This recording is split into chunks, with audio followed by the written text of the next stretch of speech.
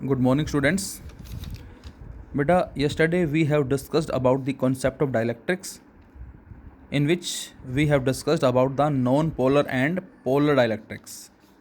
किस तरह से नॉन पोलर में इलेक्ट्रिक डाइपोल मूवमेंट जो है वो ज़ीरो नहीं हो सकता under the influence of electric field. यदि इलेक्ट्रिक फील्ड हम उस मॉलिक्यूल के पैरेलल और परपेंडिकुलर अप्लाई करते हैं तो किस तरह से उसमें चेंजेस आता है, ये हमने स्टडी किया था।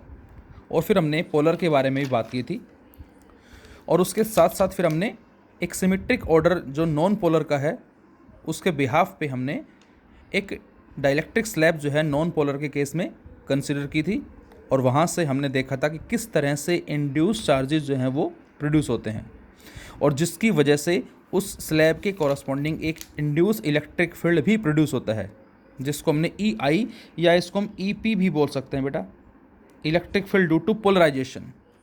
किसी किसी बुक में इसको EP से भी रिप्रेजेंट किया गया है, मीनिंग दोनों का सेम होगा।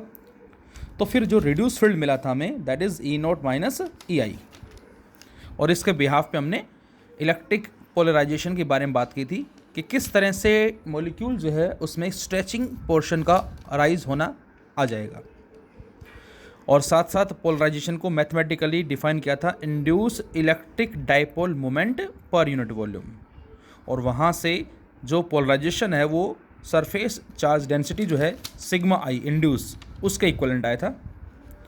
और फिर हमने एक रिलेशनशिप जो है वो ड्रॉ की थी डाइलेक्ट्रिक कांस्टेंट में और इलेक्ट्रिक ससेप्टिबिलिटी के अंदर, और उसके साथ साथ हमने बात की थी कि किस तरह से इलेक्ट्रिक फील्ड जो है रिड्यूस होगा, पोटेंशियल डिफरेंस रिड्यूस होगा, कैपेसिटी इंक्रीज होगी।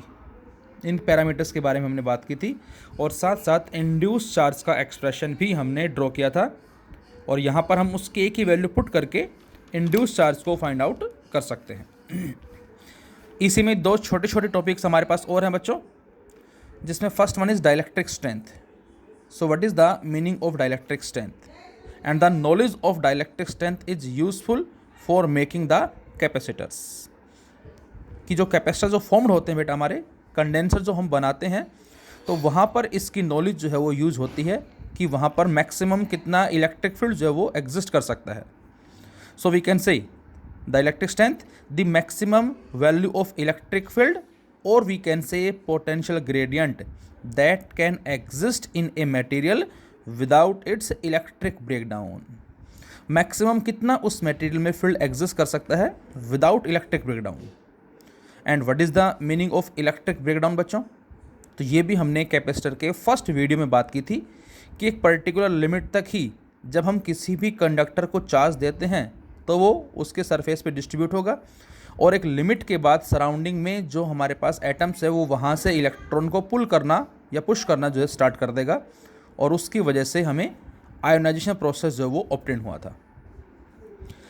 So if the field strength in the material exceeds the dielectric strength, the insulating property will break down and the medium would begins to conduct. फिर से, if the field strength in the material exceeds, यदि हम field strength की value को material में increase करते हैं the dielectric strength, उसकी dielectric strength से, तो इंसुलेटिंग प्रॉपर्टीज क्या होंगे बेटा, will break down and the medium would begin to conduct, और उसी केस में वो इलेक्ट्रिसिटी को कंडक्ट करता है। जैसे मैंने कुछ एग्जांपल्स लिखे हैं, मटेरियल, इनका डाइलेक्ट्रिक कांस्टेंट और इनके कॉरस्पॉन्डिंग डाइलेक्ट्रिक स्ट्रेंथ जो है वो क्या होगी। और बच्चों सेफ पर्पज़ के लिए हम जो इलेक्ट्रिक फील्ड लेते हैं वो 10% लेते हैं डाइलेक्ट्रिक स्ट्रेंथ का। हो सकता है किसी न्यूमेरिकल्स में आपको डाइलेक्ट्रिक स्ट्रेंथ दे रखी हो और वहाँ हमें इलेक्ट्रिक फील्ड को यूज़ करना है, तो इलेक्ट्रिक फील्ड जो हम लेके चलते हैं 10% ऑफ डाइलेक्ट्रिक स्ट्रेंथ। ये बात भी आपको ध्यान रखनी है for the numerical purpose. This is the for safe limit, safe limit के लिए। वैक्यूम डाइलेक्ट्रिक कांस्टेंट 1.00000, पॉइंट के बाद 5 डिजिट तक सिग्निफिकेंट फिगर है, और डाइलेक्ट्रिक स्ट्रेंथ इसकी इनफाइनाइट। एयर के लिए कांस्टेंट की वैल्यू एंड 3 × 10⁶ वोल्ट पर metre dielectric strength. Same transformer oil 2.24, 12 × 10⁶, Teflon 2.1, 60 10⁶, nylon 3.4, 14 10⁶ and so on. तो इस तरह से ये हमारे पास डाइलेक्ट्रिक स्ट्रेंथ की वैल्यूज़ कहलाती हैं। So we can say if electric field in air exceeds 3 × 10⁶ volt per meter, dielectric breakdown will occur, leading to a spark on a small scale।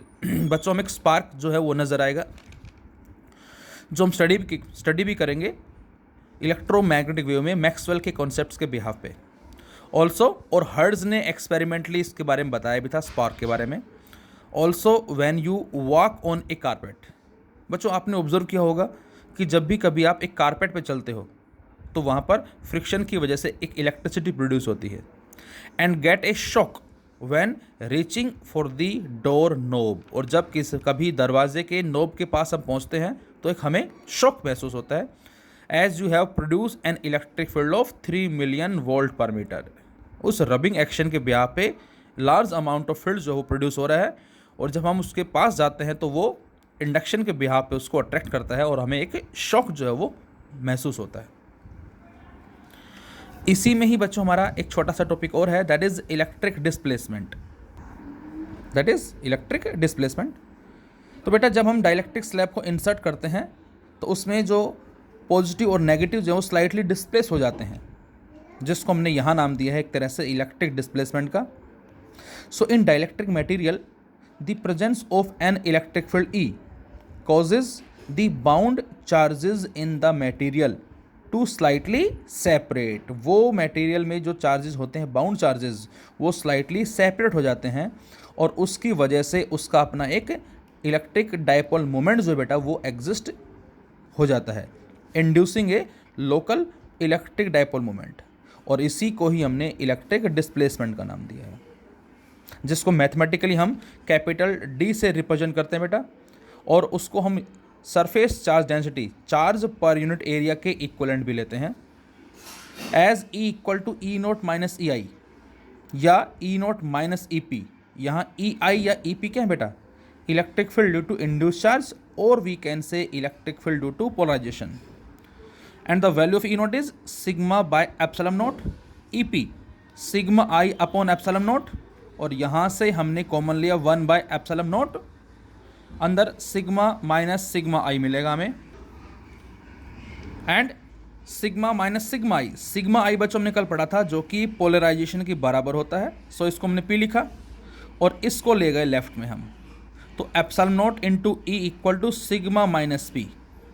और यहाँ जो सिग्मा है बेटा, इसको सरफेस चार्ज डेंसिटी जो होती है, charge per unit area, that is the displacement, electric displacement. Displacement vector भी इसको हम बोलते हैं, D लिखा और इस P को ले गए लेफ्ट में। सो D = ε0 E + P, और we can say D vector = ε0 E vector + P vector, and this is known as electric displacement और डिस्प्लेसमेंट वेक्टर।